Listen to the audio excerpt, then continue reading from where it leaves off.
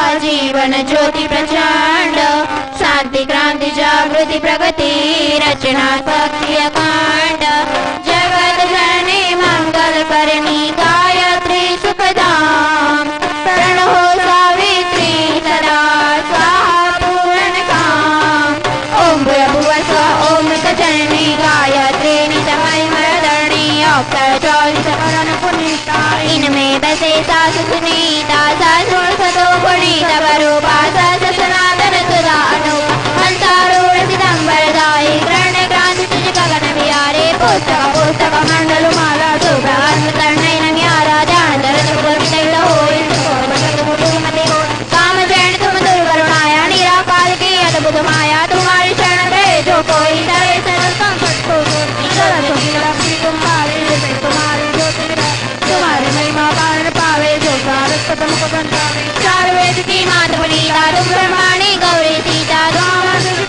नारी गायत्री बहारी तुम्हारी ज्ञान कराते आलका पौरी ज्ञान के श्रुति विग्रजन भवानी काल वर्ण ब्रह्मा विष्णु विष्णु तुमको पावे सीता देते तुम भक्तन की भक्त तुम्हारे जन पुत्र प्राण परम्पार तुम्हारे जय जय जय बदा बिहारी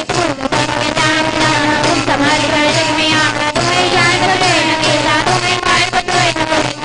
तुम्हें तुम्हें जाने पारो पर खुदा खुदाए तुम्हारी शक्ति घबराए माता तुम छोड़ोगे तुम्हारी ग्रहण भगवान मेरे भगवान हमारे सकल दृष्ट की दान दिया मार्ग बोध बना माते थोड़ी दया व्रतारे तुम तुम्हारे दाद की जारी जाकर कृपा तुम्हारी होगी जाकर कृपा करे सब हो मंद बुद्धि के बुझ बदलावे रोगी रोग नहीं हो जावे धैर्य में कटे तपसिया ना के तुम्हारे भोगी साधारी ना से गायत्री बयारी संपत्ति सुख संपत्ति मौज बनावे भूख के बहारी अपने भूषण नहीं हमें जो सदवार पावे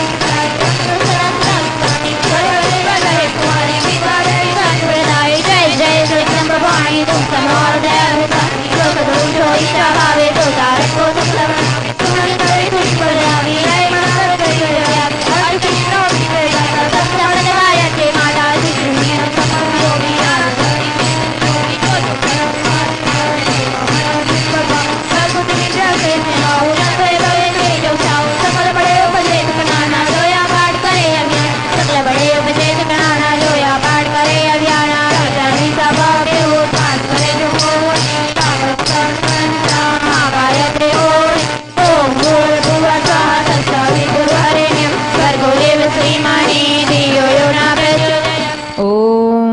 गायत्री तक्षरां बालं शाससूत्रकमण्डलो रक्तवस्त्रां चतुरहस्तां हंसवाहन संस्थितां ऋग्वेदत्कुतुरशङ्गा सर्वलक्षणसंयुक्तां ब्राह्मणी ब्रह्मदेवत्यां ब्रह्मलोकनिवासिनीं या देवी सर्वभूतेषु भक्तिरूपेण संस्थितां नमस्तस्यै नमस्तस्यै नमस्तस्यै नमो नमः। आद्यशक्ति माँ जगदम्बाना पावन चरण कमल में कोटि कोटि दंडवत प्रणाम साथे उपस्थित तमाम श्रद्धालु परिजन भाई बहन सर्वना हृदय स्थाने विराजित परम चैतन्य रूप परमात्मा ने मारा वंदन। सर्वने हृदय थी आवकारता आजना छठा नोरताना पावन दिवसे मानी आराधना उपासना करवा उपस्थित बन्या छे त्यारे भक्तिनी एक एक गुणगाथाने याद करता करता भक्तिने सफल बनावा माटे જ્યારે તેનું પવિત્ર નામસ્મરણ કરી રહ્યા છે ત્યારે માનું નામસ્મરણ કરતાં જ આપના અંતઃકરણમાં ભક્તિ જાગૃત થાય, દોષ દુર્ગુણો દૂર થવા જોઈએ. એ જ ભક્તિની ગુણગાથા વધતી રહે એ માટે આપને એક એક ભક્તિના દોરને પકડી રહ્યા છે. નવધા ભક્તિનો ક્રમ આપણને શાસ્ત્રોએ સંતોએ ઋષિઓએ બતાવ્યો. પ્રથમ ભક્તિ બોલો શ્રવણ ભક્તિ, યાદ રાખજો. હા, બીજી ભક્તિ કીર્તન ભક્તિ, ત્રીજી ભક્તિ સ્મરણ ભક્તિ, ચોથી ભક્તિ પાદ સેવનમ અને પાંચમી ભક્તિ અર્ચન ભક્તિ. છોકરા હોશિયાર થઈ ગયા. માં કહેશે કે હા હવે આ બધી ભક્તિ યાદ કરીને પાછી જીવનમાં પચાવવાની, અંદરથી એને બરાબર ઘૂંટવાની છે જેથી કરીને ભક્તિ પચી જાય. નહીં તો શું થાય, અહીંયા બેઠા છે ત્યાં સુધી તો બરાબર લાગી જઈએ, હા, અને એમાં આ બધું વાગે ને એટલે તો તાન ચડી જાય, હે ને. સંગીતથી માણસના અંતઃકરણને એક ઝંકૃત, એક તાર એવું મળી જાય કે એ ઝૂમી ઉઠે. અહીંયા બેઠા છીએ ત્યાં સુધી તો બરાબર તૈયાર થઈ જાય કે નહીં, હવે તો આમ જ કરવાનું છે, હવે તો આમ જ કરીશ, હવે તો આ મારા બરાબર અપનાવવું પડશે, હવે હું એને બરાબર યાદ રાખીશ. પણ જેવા અહીંયાથી પ્રસાદનો પડિયો લઈને કે પ્રસાદનો ગ્લાસ લઈને નીકળ્યા એટલે પછી બધું ધીમે ધીમે પેલે ઝાંપા સુધી પહોંચે ને ત્યાં સુધી બધું શું થાય, હે, ભૂલાઈ જાય. પણ ભૂલવાનું, એક એક ઘૂંટડે ઘૂંટડે છે ને બધી વસ્તુ યાદ કરવાની, યાદ કરી લેવાની. ઘરે જતા સુધી તો પૂરો ગ્લાસ થઈ જાય ને એટલે બરાબર એને અંદર રાખી દેવાની. એટલે રાત્રે સુતા સુતા એનું મનન કરતા કરતા સુવાનું. એટલે જે મનન કર્યું છે ને એ આપણી અંદર રહેલું અર્ધજાગૃત મન છે એને કેચઅપ કરી લેશે, એને લઈ લેશે. અને સમય આવશે ને ત્યારે એ અર્ધજાગૃત મનમાં સુસુપ્ત પડેલી શક્તિ સમય આવશે ને ત્યારે ખુલી જશે. અત્યારે કદાચ કોઈને ખબર હોય તો નાના નાના બાળકો, જીનર્સ, હે, 5-6 વર્ષના બાળકો આખા દેશના ભૌગોલિક સ્થાનમાં શું છે, ક્યાં છે, કયો દેશ છે, કયા નદીની કઈ નદી કયા કયા દેશમાં, એ બધી વાતો કહી દે. એક અમને નાની છોકરી છે, ગીતાના 700 શ્લોક ફટાફટ મોઢે બોલી જાય છે. એ શ્લોકનો એક શબ્દ કહે ને તો એ આખો શ્લોક બોલી જાય. અને એ શ્લોકના શબ્દની અંદર શું ભાવાર્થ કહેવા માંગે છે એ વાત બતાવી દે છે.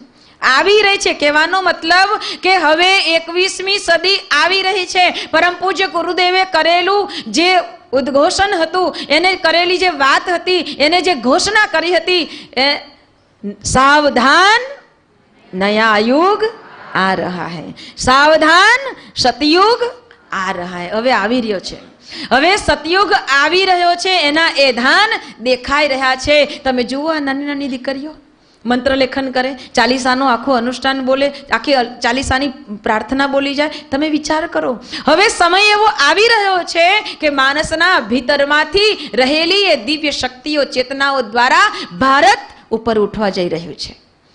આવતા દિવસોની અંદર ભારત સારા જગતને એક શ્રેષ્ઠ દિશાધારા આપશે.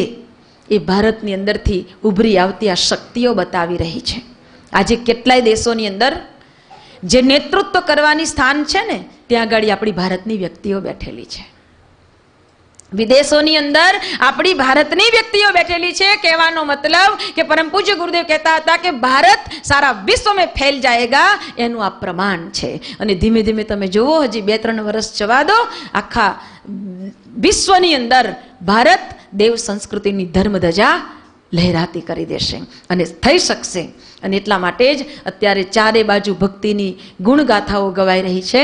તો એક બાજુ અસુરો પણ, અસુરતા પણ પોતાની માજા મૂકીને દોડી રહી છે કે જેટલું થઈ શકે એટલું કરું, સારામાં સારી વ્યક્તિઓને પકડું, ગળજી પકડીને એને પણ ખરાબ કામ કરવા મજબૂર કરી દઉં. એક બાજુ એ પણ એનું કામ કરી રહ્યો છે, એક બાજુ ભક્તિ પણ એનું કામ કરી રહી છે. બરાબર ધ્યાન રાખજો, તટસ્થતા રાખજો કે આપનું મન ક્યાંક વિચલિત ન થઈ જાય. અને ક્યાંક કામ સારું કરીએ છીએ આપણે, પણ સારું કામ કરતા કરતા આપણને કોઈ ખોટું કામ ન કરાવી દે. એટલે ભક્તિના તમામ પ્રકારને યાદ કરી અને આ ભક્તિના પ્રકારને બરાબર પકડી રાખીશું. શ્રવણ ભક્તિ, કીર્તન ભક્તિ, સ્મરણ ભક્તિ, પાદ સેવનમ ભક્તિ, દલિત પીડિત લોકો સુધી પણ મારે જવું છે અને પ્રેમને વહેંચવો છે, કરુણાને વહેંચવી છે, તેની સેવા કરવી છે. પછી એના નસીબમાં હોય એટલી લે, બરાબર ને. અર્ચન ભક્તિ, મારે પ્રભુ માટે કાંઈ અર્પણ કરી દેવું છે, મારે જગતના કલ્યાણ માટે કાંઈ અર્પણ કરી દેવું છે, મારે ધર્મને માટે કાંઈ અર્પણ કરી દેવું છે. અર્પણ કરતા શીખીએ, અર્ચન ભક્તિ બતાવે. અને આજની ભક્તિ વંદન ભક્તિ.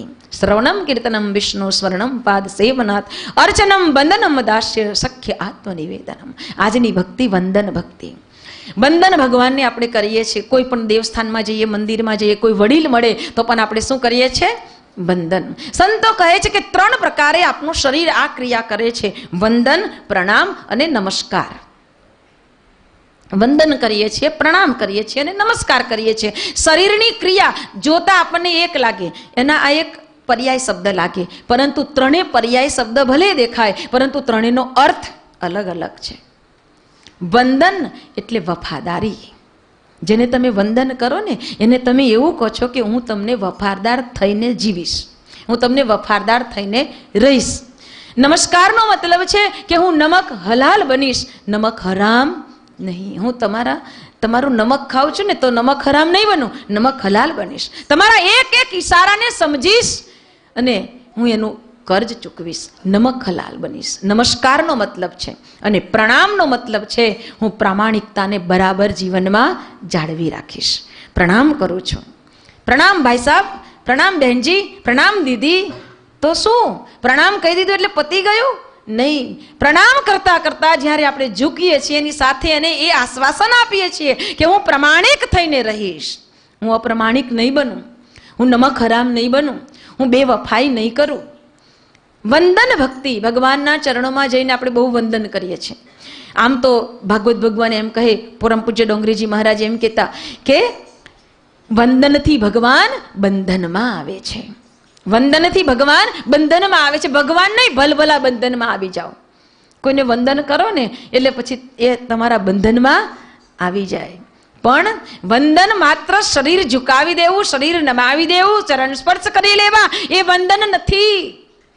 વંદનનો મતલબ પરમ પૂજ્ય ગુરુદેવ બતાવે છે કે વંદન એટલે વફાદારી.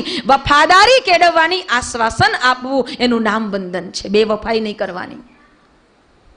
જ્યાં તમે વંદન કરો છો એટલે સમર્પિત થાવ છો, ત્યાં બેવફાઈ ન કરો. વફાદાર પૂર્વક હવેથી મારું તારા પ્રત્યેની ફરજ રહેશે એ બતાવે છે વંદન. કોણ કોને વફાદાર? આ વફાદારીની વાત ક્યાંથી ક્યાં સુધી? ત્યારે પરમ પૂજ્ય ગુરુદેવ બતાવ્યું કે વફાદારીની વાત પરમાત્મા માટે તો ખરી જ, પરંતુ જીવન જીવતા જીવતા, ગ્રહસ્થ નિભાવતા નિભાવતા જ્યારે આપણે આગળ ચાલીએ છીએ ત્યારે પતિ પત્નીને વફાદાર, પતિ પત્નીને વફાદાર, દીકરો બાપને વફાદાર, દીકરી મા બાપને વફાદાર. વફાદારી, ધંધો નોકરી જે પણ કરીએ છીએ તેમાં આપની વફાદારી હોવી જોઈએ. બેવફાઈ નહીં કરવી, કારણ એ બધા જ સ્થાન ઉપર પરમાત્મા રહેલા છે. જ્યાં પણ જઈએ ત્યાં આપણે જો વફાદારી પૂર્વક રહીશું તો સમજી લેજો કે કર્મ આપની પૂજા બની જશે. ધંધો કરો છો, આર્થિક ઉપાર્જન માટે જરૂરી છે, કમાઓ, ખૂબ કમાઓ, પરંતુ વફાદારી ન ચૂકો. જ્યાં વફાદારી ચૂક્યા ત્યાં સમજી લેવું કે ભગવાન આપણાથી દૂર. પછી ભલે આપણે ભગવાનના ગમે તેટલા ગીત ગાઈએ, ગુણ ગાઈએ, ગમે તે કરીએ, પણ ભગવાન કહે છે કે હું ક્યાં ક્યાં તમને ચેતવું છું.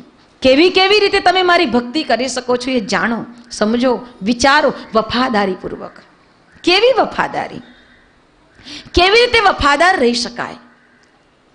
જ્યારે એક રાજાને ઘરે ઘણા બધા અતિથિઓ આવ્યા એટલે રાજાએ, સમય હતો ઉનાળાનો, આંબાવાડી સાચવનારા સેવકને બોલાવ્યો, રખેવાળને બોલાવ્યો ને કહ્યું કે ભાઈ સરસ મજાની મીઠી મીઠી કેરી તોડી લાવો. આંબાવાડી સાચવતો સેવક આંબાવાડિયામાં ગયો અને જે કાંઈ પાકી પાકી કેરી દેખાઈ એ બધી તોડીને ટોપલી ભરીને લઈ ગયો. મહારાજ, આ બહુ સરસ પાકી કેરી છે. ધોઈને લાવીને ટોપલી મૂકી દીધી. કેરી ખાતા ખાતા એક કેરી ખાટી નીકળી. ખાટી નીકળી એટલે પેલા સેવકને બોલાવ્યો, તને કાંઈ ખબર નથી પડતી? આપણા ત્યાં આવા અતિથિ આવ્યા હોય અને ખાટી કેરી લઈ આવ્યો. પેલો બિલકુલ શાંતિથી સાંભળીને ઊભો રહ્યો. અરે હું તને કહું છું, કાંઈ સમજણ પડે છે?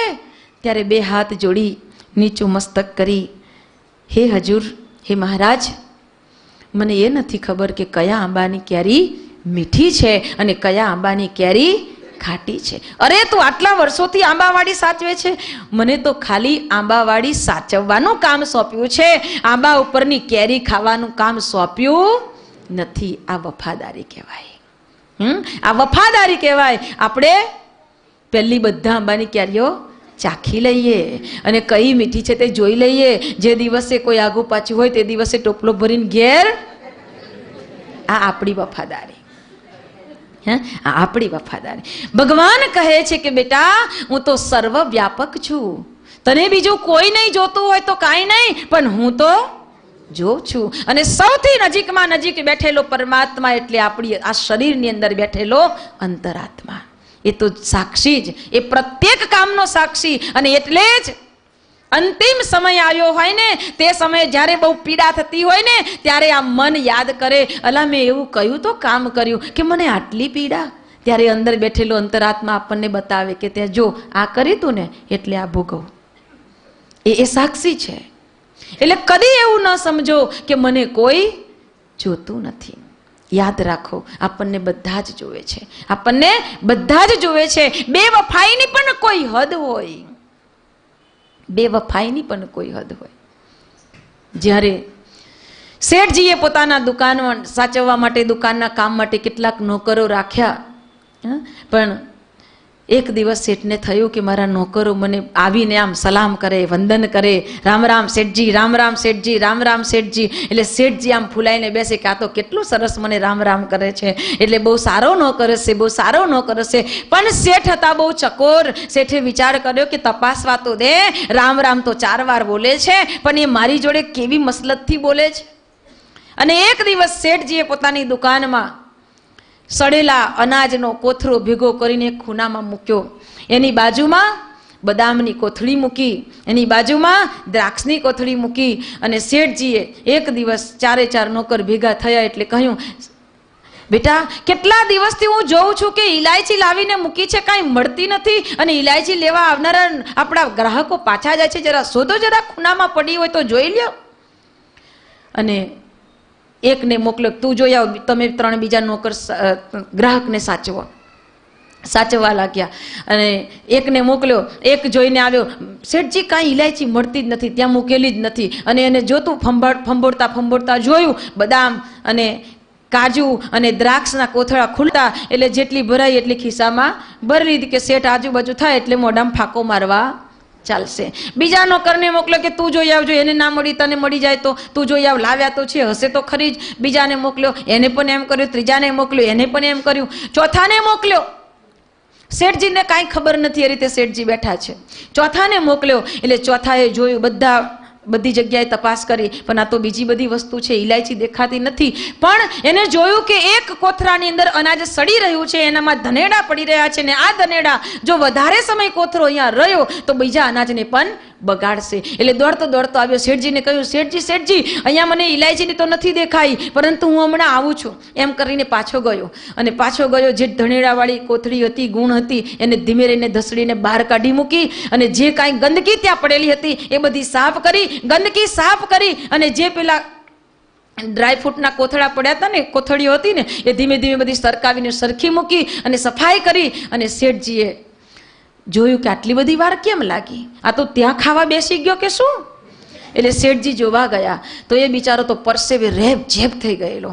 જઈને જોયું તો પરસેવે રેબઝેબ થઈ ગયેલો. અને કોથળા સાફ કરે, બધું હટાવીને સાફ કર્યું, અને જે ગંદકી હતી એ બધી બહાર નાખી. શેઠજી આવ્યા ત્યારે વહેલો આવ્યો, એના પેલા બુસટથી મોઢું લૂછતો, શેઠજી આ કોથળામાં બહુ સડી ગયેલું અનાજ છે, તમે જરા જોઈ લ્યો, હવે એને શું કરવું છે તે કહો. શેઠજીએ પરસેવાથી લદબદ થયેલા નોકરને જોઈ અને કહ્યું, આવ બેટા. શેઠજીએ એને બાથમાં લઈ લીધો. મારી દુકાનને સાચવવાનું કામ તો તું કરી શકે એમ છે. આ ધનેડાવાળો કોથળો હતો નહીં, પણ ઘરેથી ભેગા કરીને લાવીને અહીંયા મૂકેલો છે. દુકાનને દરરોજ સાફ કરવાનું કામ તો તમારું હોય, પરંતુ તમે ક્યારે બેદરકારી રાખી એટલે મારે કરવું પડ્યું. અને જોયું કે આ રીતે જ રહેશે તો તમે ક્યારે સમજશો, તમે ક્યારે કરશો, તમે કેટલા વફાદાર છો, જોવા માટે મેં આ કર્યું. તો બેટા, આ ધનેડાવાળા કોથળાના અનાજને પોરું કરી દો, એની અંદરથી ધનેડા નીકળી જાય, ગાયને ખવડાવી દો. અને પેલાને પાણી પીવડાવ્યું અને બેસાડ્યો. પેલા 3ને બોલાવ્યા કે અહીંયા આવો, આ તમારા ખિસ્સામાં જે ભરેલું છે ને તે કાઢો. 3 જણાએ ખિસ્સામાં જે ભરેલું હતું એ કાઢ્યું, રડવા માંડ્યા, કાન પકડ્યા. શેઠજી એમને માફ કરી દો, શેઠજી એમને માફ કરી દો. શેઠજીએ કહ્યું કે તમારા ભરોસે તો હું ચાલતો હતો, તમારા ભરોસે તો હું બેઠો હતો, પણ મને નહોતી ખબર કે તમારી અંદર આટલી બધી બેવફાઈ હશે. હું તમારા માટે આટલું બધું કરું અને છતાંય તમે મારી સાથે દગો કરો છો. જે થાળીમાં જમો એ થાળીમાં છેદ કરો છો. બેવફાઈ. વંદન કર્યાનો મતલબ શું છે? રામ રામ કહેવાનો મતલબ શું છે? બેટા, વફાદારી પૂર્વક જીવન જીવો ને ત્યારે વંદન પરમાત્મા સ્વીકાર કરે, ત્યારે પરમાત્મા વંદન સ્વીકાર કરે. કહેવામાં આવ્યું છે કે જ્યારે એક આંધળો જે હતો એની એક મિત્ર હતો, એ પણ એક આંધળો હતો, પરંતુ બંને આંધળા મિત્ર જ્યારે ફરતા ફરતા ભીખ માગીને ખાતા હતા ત્યારે એક દિવસ એમ થયું કે લાવ આંધળા આંધળા છીએ, જે કાંઈ મળી એ ખાઈ લઈએ છીએ, પરંતુ આપણને કોઈક આપની દેખરેખ રાખનારું મળી જાય તો કેટલું સારું. અચાનક એક આંધળી દીકરી એમને ભેગી થઈ ગઈ. પરંતુ કહેવાય છે કે ભગવાન કોઈ અંગ લઈ લે છે ને ત્યારે એને બીજી શક્તિઓ ખીલવી દે છે. આંધળી દીકરી હતી, પરંતુ ખૂબ સરસ દેખાતી હતી. પરંતુ ખૂબ સરસ દેખાતી આંધળી દીકરી જ્યારે એક દિવસ ભીખ માંગીને પેલા અંધને કહે છે કે લો, મને જરા વધારે મળ્યું હોય એવું લાગે છે, તમે પણ ખાઓ. તે સમયે આ રીતે વેચીને ખાતા જોઈ અને એક યુવાન ત્યાંથી પસાર થયો. એને એમ થયું કે દીકરી આટલી સમજુ છે, મારા ઘરમાં લઈ જાઓ, એને સારી રીતે રાખીશ. એને એના ઘરમાં લઈ ગયો, એને સારી રીતે રાખવા માંડ્યો. અને પેલી દીકરી એટલી બધી સમજણી હતી, એને ખબર નહીં, એવું જ્ઞાન હતું, એ ઘરની ભોમિયન થઈ ગઈ. અને ભોમિયો થવાથી એ ઘરના બધા કામ પણ કરવા લાગી. ઘરના કામ કરવા લાગી એટલે પેલા દીકરાને એના પ્રત્યે ભાવ થયો. અને એને એમ થયું કે મારા ઘરને આટલું સરસ સંભાળે છે, તો કેમ હું એને મારી આંખ ન આપું. દીકરાએ પોતાની આંખ કઢાવી અને પેલી આંધળી દીકરીને આંખ આપી. આંધળી દીકરી જ્યારે જોતી થઈ ગઈ, એના પાટા ખોલવામાં આવ્યા અને જોવા લાગી ત્યારે એને જોયું કે અરે, પરમાત્માએ બનાવી દુનિયા આટલી સુંદર છે. પેલો એક આંખે આંધળો થઈ ગયો, એક આંખ એને આપી દીધી. અને જ્યારે પેલો એને એના ઘરે લઈ જાય છે, એના ઘરે લઈ ગયો, ઘર જોયું, આટલું સરસ ઘર જોઈ લીધું. એને થયું કે આપણું ઘર છે. હા, આપણું ઘર છે. જ્યારે થોડા દિવસ પસાર થયા ને ત્યારે પેલી દીકરી એક ઘર છોડીને નીકળી ગઈ. ઘર છોડીને નીકળી ગઈ. પેલા એ તપાસ કરી કે ક્યાં ગઈ. ત્યારે એનો મિત્ર એના ઘરે આવતો હતો ને, એ મિત્રની સાથે એ રહેવા લાગી. પેલા દીકરાએ એક દિવસ જઈને કહ્યું કે તું મારા ઘરે રહેતી હતી અને તું મારા મિત્રના ઘરે કેમ રહેવા આવી ગઈ. ત્યારે પેલી એ કહ્યું કે તું તો એક આંખે આંધળો છે, મને તો એવી ખબર નહોતી કે તું એક આંખે આંધળો છે, નહીં તો હું તારી સાથે રહેત જ નહીં. ત્યારે પેલા દીકરાએ ચિઠ્ઠીમાં લખીને આપ્યું કે તું જે આંખથી જોતી થઈ છે ને, એ આંખ મારી કાઢીને આપેલી છે, મારી કાઢીને આપેલી છે. ત્યારે દીકરીને પારાવાર પસ્તાવો થયો. આવા પણ બેવફાઈ લોકો હોય છે કે જે પોતાના માટે જાન કાઢીને આપી દે. પોતાનું આંખ એટલે રતન કહેવાય, કાઢીને આપી દે, એને જ બેદરકારી, એની ઉપર એની સાથે બેવફાઈ કરે. ત્યારે કહેવાયું છે કે જિંદગીમાં પરમાત્મા, પરમ પૂજ્ય ગુરુદેવ કહે છે કે પરમાત્મા પ્રત્યે તો કદી પણ બેવફાઈ ન કરતા. દુનિયામાં તમે કોઈને પણ છેતરો ને ત્યારે એટલું યાદ રાખજો કે પરમાત્મા એની અંદર પણ બેઠેલો છે. હું એને નથી છેતરતો, કોઈ વ્યક્તિને નથી છેતરતો, પરંતુ પ્રભુને છેતરું છું. બેવફાઈ ભગવાન સાથે કરું છું. બેવફાઈ કદી ના કરો, કારણ કે પરમાત્મા તો આપની પાસે, આપની સાથે કેટલો વફાદાર રહ્યો. આપણે એનું નામ લઈએ કે ન લઈએ તો પણ આપણને ટંકે ભોજન આપી દે. આપણે એનું નામ લઈએ કે ન લઈએ તો પણ આપણને પ્રકાશ, પાણી અને પાથરનું આપી દે. પરમાત્માએ આપની કેટલી જ સાચવણી કરી. એને ક્યારેય એવું નથી વિચાર્યું ભગવાને કે તું મારું નામ નથી લેતો, હું તને પ્રકાશ નહીં આપું. પ્રભુએ આપણા ઉપર આટલી બધી વફાદારી કેળવી હોય તો આપણે પરમાત્મા પ્રત્યે વફાદાર બનીએ. વફાદારી કેવી હોવી જોઈએ? ત્યારે પરમ પૂજ્ય ગુરુદેવ કહે કે જ્યારે લાલજી નામનો ભગત, એને ખેતરમાં ચીબડા વાવ્યા. એનો એક નિયમ હતો કે ગમે તે થાય, પરંતુ પ્રભુ તે મને બુદ્ધિ આપીને તારી બુદ્ધિને કારણે, તારી પ્રેરણાને કારણે મારા ખેતરમાં મેં ચીબડા વાવ્યા છે ને. બાજુના ગામની અંદર એની કુળદેવીનું મંદિર હતું. કુળદેવીના મંદિરે પહેલામાં પહેલો દર્શન કરી આવે અને નારિયેળ વધેરી આવે અને પછી એ ખેતરની વાવણી કરતો. ચીબડા એટલા સરસ થયા, સુગંધ ચારે બાજુ ફેલાવા લાગી, ફાટી ફાટી જાય એવા પાકી ગયા. એટલે લાલજીએ વિચાર કર્યો કે આજે મારી કુળદેવીને ચીબડા ચડાવી આવું અને પછી બીજા દિવસથી વેપાર શરૂ કરું. એને તો ચીબડા તોડે ને તો ગાડું ભરાયું. એટલી સરસ સુગંધ આવે. ગાડું ભરી તોડ્યા ચીબડા, ગાડું ભર્યું. એની ઘરવાળીને કહ્યું તું ઘરે જા, હું હમણાં માતાજીને ચીબડા ધરાવી અને પાછો આવું છું, તું રોટલા તૈયાર કર. સવારના નીકળેલા, ખેતરમાં કામ કર્યું, ગાડું જોડીને ચીબડા ચડાવવા માટે કુળદેવીના મંદિરે નીકળ્યો. રસ્તે જતા જતા ગાડામાંથી તો એટલી સરસ સુગંધ આવે અને ભાઈને લાગી બરાબર ભૂખ. એટલી ભૂખ લાગી કે હવે તો એને ચક્કર આવવા માંડ્યા. એનું મન એમ કહેવા લાગ્યું કે અલ્યા આટલા બધા ચીબડા છે, એમાંથી એક ખાઈ લે ને. આ ચીબડાનું ગાડું લઈને જાય છે, કુળદેવીને ચડાવવાના છે તો ચડાવવાના જ છે ને, પણ એક ખાઈ લે તું, આટલો ભૂખે શું કામ? ચક્કર આવવા માંડ્યા. પરંતુ એને કહ્યું કે એ સાવધાન થઈ જા, મારી કુળદેવીને જ્યાં સુધી ચીબડું નહીં ધરાવું ત્યાં સુધી મારાથી ખવાય નહીં. ચક્કર આવતા હતા ને તોય જેમ તેમ કરીને ગાડું હકાવ્યું અને કુળદેવીના મંદિરે પહોંચ્યો.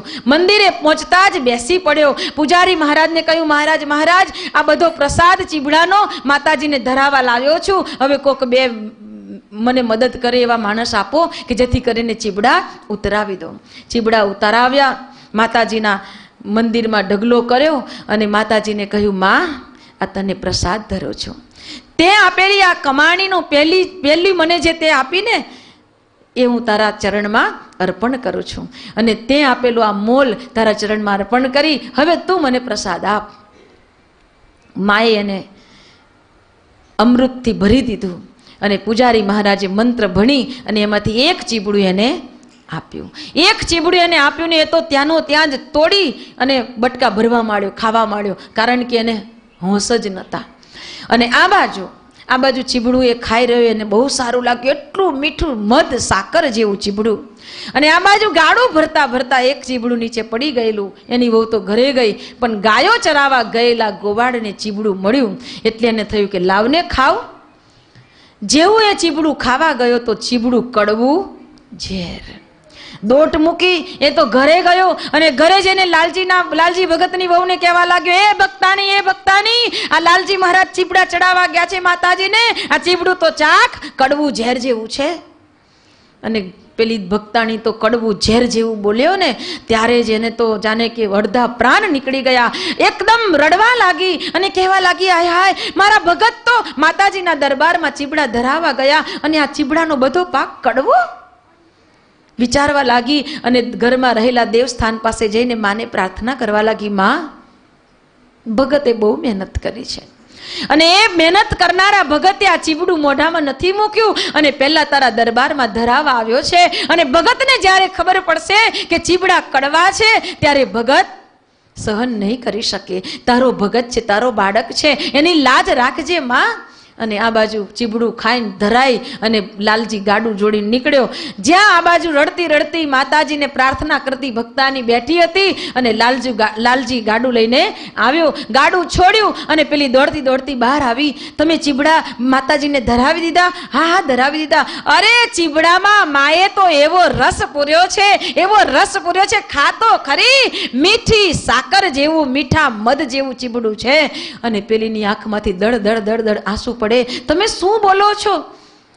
હમણાં જ આપનો ગોવાળ આ ચીબડું આપી ગયો, તમે ખાવ, કડવું ઝેર છે. અરે બને જ નહીં, ચાલ તને હમણાં ખેતરમાં લઈ જાવ, એ ચીબડાને ફેંકી દે. અને ચીબડાના ખેતરમાં જ્યાં ભક્તાણીને લઈને ભગત પહોંચ્યો, બીજા જે કાંઈ પાકેલા ચીબડા દેખાયા એમાંથી એકાદ ચીબડું તોડ્યું અને ખેતરમાં ખાધું. અને ભક્તાણીએ જે ચીબડું મોઢામાં મૂક્યું ત્યારે એમાંથી મીઠા મધ જેવું રસ ઝરવા લાગ્યું. કહેવા માંડી કે માં, આ ચમત્કાર કેવી રીતે થઈ શકે? ત્યારે આ ચમત્કાર કોનો છે? લાલજી ભગતની વફાદારીનો છે. એની વફાદારીનો ચમત્કાર છે. એને નક્કી કર્યું હતું કે ગમે તે થાય પણ હું મારા મોઢામાં ચીબડું નહીં મૂકું જ્યાં સુધી માના ચરણમાં નહીં ધરાવું. એટલે તો ચાલીસા બોલતા બોલતા આપણે માને પ્રાર્થના કરીએ છીએ, કરીએ છે ને, હો તુમ ભક્તન કી ભક્ત તુમ્હારે, હો जननी पुत्र प्राण ते प्यारे, माँ गायत्री शरणे तुलेजे, माँ भगवती शरणे झूलेजे, हो तुम भक्तन की भक्त तुम्हारे, जननी पुत्र प्राण ते प्यारे, माँ गायत्री शरणे तुलेजे, माँ भगवती शरणे तुलेजे, हो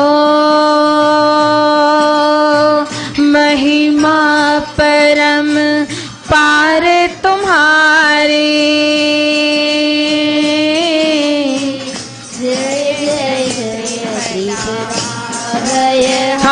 મારી મા ગાયત્રી શરણે તું લેજે, મા ભગવતી શરણે તું લેજે, મા ગાયત્રી શરણે તું લેજે, મા ભગવતી શરણે તું લેજે.